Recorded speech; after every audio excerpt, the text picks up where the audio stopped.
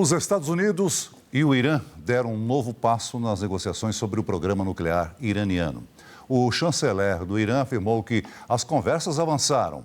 O presidente americano, Donald Trump, pressiona por limites ao programa nuclear e já ameaçou o Irã com ações militares. Quem tem os detalhes é a nossa correspondente Patrícia Vasconcelos, direto de Washington. Boa noite, Patrícia. Olha, Patrícia, depois desse encontro e das declarações de otimismo aí do governo iraniano, o que de fato avançou nas negociações e quais são as chances reais de um acordo nuclear entre os dois países? Boa noite, Celso, tudo bem? Bom, que avançou efetivamente. O avanço mais claro é a concordância dos dois lados, dos enviados daqui de Washington e os enviados de Teherã, em acertarem pontos para esta negociação. Não há nenhum ponto definido ou divulgado até agora, mas efetivamente o que a gente pode dizer é que os dois lados concordaram em fazer isso e também apresentar na próxima reunião, que ainda não tem data marcada, Celso, cada lado vai ter que apresentar um rascunho com as suas propostas. A sua segunda pergunta. Nós estamos dando problema com o áudio diretamente da Patrícia Vasconcelos em Washington. Patrícia, continue. Acho que agora voltou. As chances para que os dois lados efetivamente avancem num acordo, eu diria que é 50%, Celso. Agora, Patrícia, em meio a essas negociações e as ameaças dos Estados Unidos, o Irã anunciou exercícios militares conjuntos com a Rússia e a China. Esse movimento aí acontece num momento de grande tensão naquela região. O que essas manobras representam? Que impacto elas podem ter nas negociações? Bom, um impacto é justamente atrapalhar esse avanço diplomático positivo que a gente vem anunciando desde ontem aqui no SBT News. Essas manobras militares acontecem em resposta ao aumento do efetivo militar a mando aqui da Casa Branca. A gente sabe que os Estados Unidos mandaram para a região do Oriente Médio mais navios, mais helicópteros do Exército norte-americano, um efetivo de pessoal também, então o outro lado também responde desta forma, Celso. Os Estados Unidos não abrem mão de que o Irã não tenha armas nucleares, não podem ter enriquecimento de urânio e defendem também que eles não podem ter certas armas também. Patrícia, mudando de assunto, hoje equipes de resgate encontraram aí os corpos de 8 esquiadores que desapareceram após uma avalanche no estado da Califórnia. O grupo fazia uma expedição numa área remota próxima ao Lake Tahoe, quando foi atingida pelo deslizamento de neve. Até o momento, 6 pessoas foram resgatadas com vida, mas uma ainda está desaparecida. Como é que estão as buscas e o que se sabe sobre as condições no local no momento da avalanche?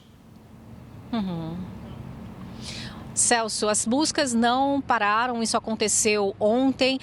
As condições a sua segunda pergunta, as condições climáticas muito difíceis. Há previsão de mais neve e nevasca, não neve fina, mas tempestade de neve prevista para aquela região dos Estados Unidos, além das temperaturas muito baixas, o que dificulta bastante o trabalho. Inclusive, Celso, 17 estados norte-americanos, não só a Califórnia, já emitiram um alerta para uma nova nevasca que deve começar nas próximas horas, a partir desta madrugada e amanhã na parte oeste dos Estados Unidos. A gente lembra que há alguns dias esta parte daqui, a área leste, Washington, a capital do país, foi atingida por uma nevasca.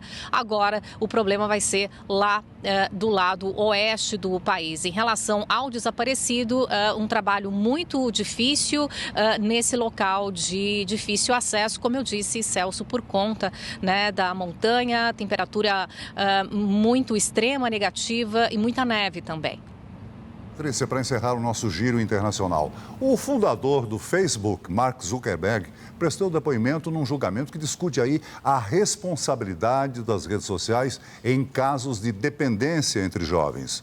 O CEO da Meta foi ouvido pelo júri num processo que analisa se o Instagram e outras plataformas foram projetados para estimular o uso compulsivo e que pode servir de base para milhares de outras ações na justiça americana. O que Mark Zuckerberg disse ao júri sobre o funcionamento dessas plataformas?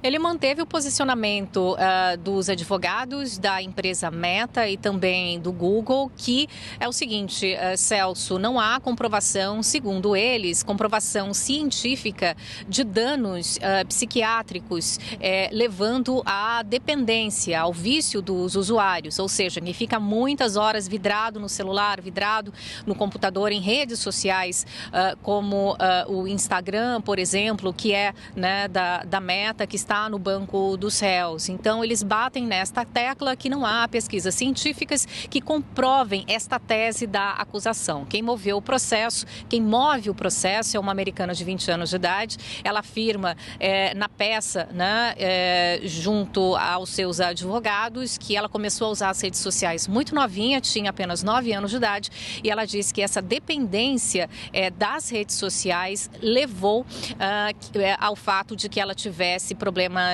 psicológicos, afirma que ficou literalmente viciada. Então, essa é a argumentação, algo inédito, por isso que esse processo judicial chama tanto a atenção aqui nos Estados Unidos, Celso, por conta da argumentação, né, desta moça, que hoje tem 20 anos de idade, e hoje Mark Zuckerberg esteve por lá e foi ouvido, né, pelo juiz do caso. As duas empresas vão passar por um veredito de um júri popular que é composto por 12 pessoas, mas o resultado ainda vai levar um tempo, Celso. Patrícia Vasconcelos, obrigado por nos trazer as principais manchetes das notícias do dia de hoje aí nos Estados Unidos. Obrigado, uma boa noite para você.